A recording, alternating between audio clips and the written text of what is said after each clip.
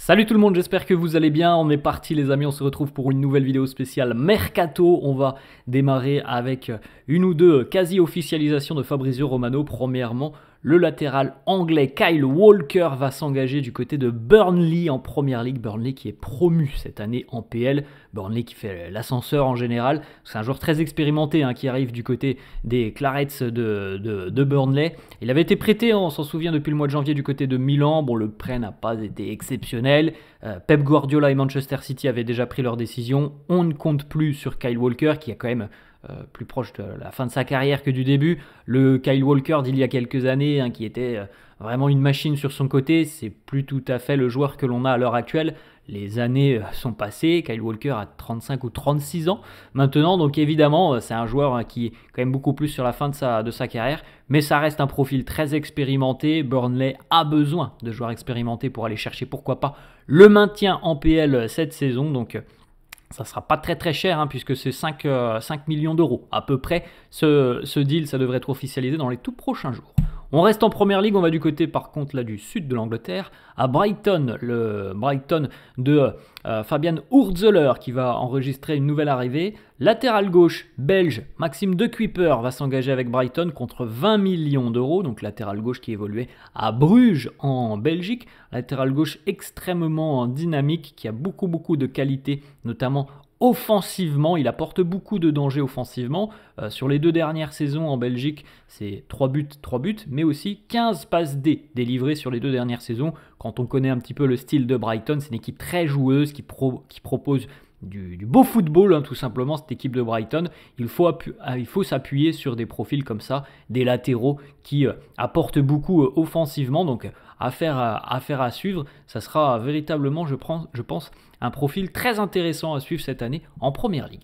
Ensuite les amis, on va aller du côté de l'Inter Milan, les vice-champions d'Europe qui pourraient perdre Yann Sommer. Alors là aussi, on parlait de l'âge de Kyle Walker. Sommer c'est pareil, mais c'est pas tout à fait la même chose parce qu'au poste de gardien de but, c'est quand même beaucoup plus aisé entre guillemets de continuer, surtout au plus haut niveau, comme pour lui, international suisse, Yann Sommer, qui a connu véritablement des challenges excitants tout au long de sa carrière, et très récemment en plus de ça c'est le Bayern, c'est l'Inter.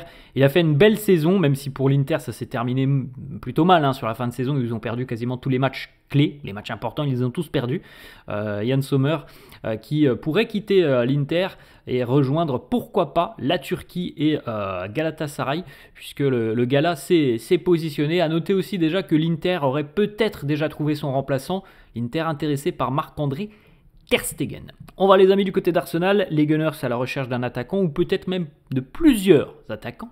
Arsenal aurait transmis une offre de 40 millions d'euros à Chelsea pour l'ailier Noni Madueke, l'ailier de 23 ans qui a délivré cette année, je crois, 7 buts et 3 passes D. Donc je crois qu'il est impliqué sur 10 buts en Première Ligue cette saison. Noni Madueke fait une belle saison avec Chelsea. C'est un profil très dynamique qui percute beaucoup, Noni Madueke. Il fait partie des profils qui sont suivis, qui sont appréciés par Mikel Arteta. Donc une offre a été transmise, 40 millions d'euros. Il semblerait que Chelsea demande un tout petit peu plus. Donc on n'est quand même pas très loin visiblement de ce que demandent les Blues et de ce que propose Arsenal. Ça se situe entre 40 et 50 millions d'euros. Ce n'est pas la seule option offensive pour Arsenal. Il y en a d'autres, par exemple comme Rodrigo, dont on parlera dans quelques instants. On va aller les amis du côté de Barcelone. Le dossier Nico Williams est définitivement clos. Nico a prolongé avec l'Athletic Bilbao jusqu'en 2035, donc il ne viendra pas à Barcelone, ça c'est une certitude. Le Barça va donc devoir trouver évidemment une alternative, un remplaçant. Tout porte à croire que le Barça a jeté son dévolu sur un joueur qui était déjà suivi, mais ce n'était pas la priorité, puisque la priorité était Nico Williams, l'attaquant colombien Luis Diaz, le joueur de Liverpool. Il semblerait, selon Fabrizio Romano, que le Barça va repasser à l'offensive dans les prochains jours, aux prochaines semaines. Liverpool, de ce que certains médias annoncent, Liverpool ne négociera pas en dessous de 80 millions d'euros. Donc c'est quand même une somme très importante pour le Barça. Ça peut être compliqué, 80 millions d'euros, mais bon, ils vont tenter leur chance. Après, les amis, malheureusement, les choses de la vie ont fait que cette semaine, Liverpool a été touché par un deuil. Et on a une pensée immense pour Diogo Jota, pour sa famille, pour ses proches.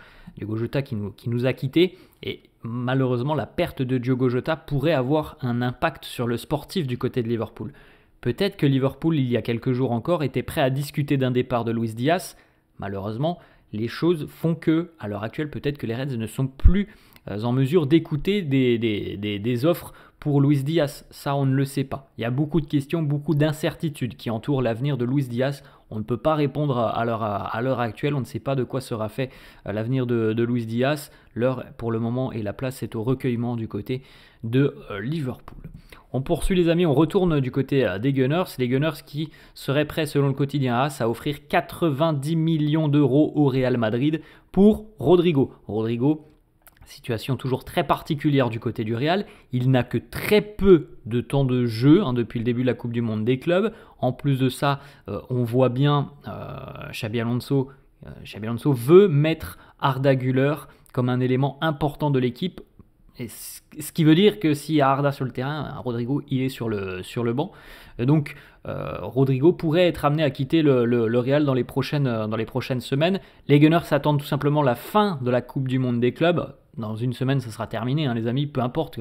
Peut-être ce soir pour le Real, on ne sait pas si le Real est éliminé par Dortmund. En tout cas, voilà, d'ici une semaine, de toute façon, la Coupe du Monde des clubs sera terminée et Arsenal pourra peut-être transmettre officiellement son offre au Real Madrid. On sait que les Gunners veulent recruter une méga star, un gros transfert. Rodrigo peut faire partie évidemment de ces joueurs-là. Donc affaire à suivre, parce que malgré tout, on entend Xabi Alonso nous dire Rodrigo a un bon état d'esprit, il est prêt à jouer, il sera important pour nous cette saison. Maintenant, il y a les mots et les actes, et Rodrigo, il n'a que très peu de temps de jeu, donc c'est assez particulier. On poursuit les amis, on va du côté de Liverpool. Deux clubs italiens, en l'occurrence l'Inter et la Juventus, se sont positionnés par rapport à Harvey Elliott. Liverpool demandera à peu près 50 millions d'euros pour les équipes qui sont intéressées. Harvey Elliott qui avait été lancé par Jürgen Klopp, qui est un profil intéressant, qui est un joueur important du côté de Liverpool, même s'il n'est pas considéré comme un titulaire en puissance. C'est plutôt un joueur de rotation, Harvey Elliott. Peut-être que lui aspire maintenant à trouver une place un peu plus stable dans une équipe, à faire à suivre. En tout cas, voilà, ça sera 50 millions d'euros si des équipes sont véritablement intéressées. On va les amis du côté de l'Allemagne, le défenseur central français Castello Luqueba, le joueur du RB à Leipzig, pourrait quitter Leipzig. Plusieurs clubs intéressés, notamment le Bayern Munich. Alors le Bayern est à la recherche d'un défenseur central, encore un de plus, quasiment tous les étés. Le Bayern cherche un défenseur central, ils n'ont pas été satisfaits de Ligt, plus ou moins satisfaits du défenseur Kim Min-jae. Donc voilà, on est toujours dans une recherche perpétuelle d'un central du côté du Bayern. Castello Luqueba intéresse aussi Liverpool, puisque Liverpool a des doutes par rapport à la prolongation de contrat d'Ibrahima Konaté en fin de contrat en 2026. Donc les Reds aimeraient pourquoi pas prendre les devants et se dire si Konaté s'en va l'année prochaine gratuitement, on a déjà le remplaçant. Tottenham aussi, Tottenham a besoin d'un défenseur pour stabiliser un petit peu, muscler l'arrière-garde. C'est un défenseur qui est complet, Castello Luqueba, à l'aise dans les duels, très bon relanceur, qui a une bonne pointe de vitesse, costaud, donc il a beaucoup d'impact. 90 millions d'euros, c'est la clause du joueur. Le RB Leipzig a déjà annoncé que si une offre raisonnable arrive et qu'elle est en deçà de 90 millions d'euros, le RB est prêt à négocier. Donc on n'est pas forcément, pour les clubs intéressés, obligé d'aller lever cette clause de 90 millions. Leipzig est prêt à écouter et à discuter. Noah Lang va s'engager du côté du Napoli. Il y a un accord verbal entre Noah Lang et le PSV. Ça va être une grosse arrivée et c'est bien pour lui. Enfin, il va découvrir un top 5 du championnat, champion d'Italie. Il arrive en provenance du PSV où il a été, je crois, une vingtaine de fois décisif cette saison. Il a pas mal marqué en championnat, il a délivré aussi pas mal de passes décisives. Maintenant, voilà, ça va être autre chose du côté de Naples. On parle d'un transfert d'à peu près 30 millions d'euros pour un joueur qui est virevoltant, qui fait des choses exceptionnelles, mais qui manque parfois de régularité et d'implication sur le terrain. Mais c'est un joueur qui, lorsqu'il est en confiance, fait véritablement de grosses différences. On va terminer les amis avec une petite information du côté de l'Inter. On l'a évoqué tout à l'heure.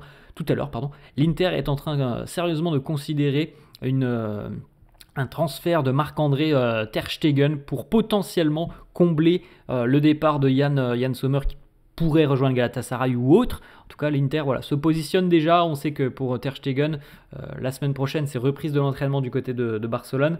Et on sait que sa place est fortement menacée cette saison, enfin pour la saison à venir, avec l'arrivée notamment de Joan Garcia, la présence de Szczesny qui devrait prolonger, et pour le moment Iñaki Peña, même si Iñaki Peña compte pas vraiment au final dans ces discussions. Donc Ter Stegen est quand même plus proche d'un départ que d'une continuité du côté de Barcelone. Donc affaire à suivre avec l'Inter. Voilà les amis, la fin de cette vidéo. J'espère que ça vous a plu. N'hésitez pas comme d'hab à lâcher un petit pouce bleu. N'hésitez pas non plus à vous abonner à la chaîne. Je vous souhaite une très bonne journée. Je vous dis à la prochaine. Ciao.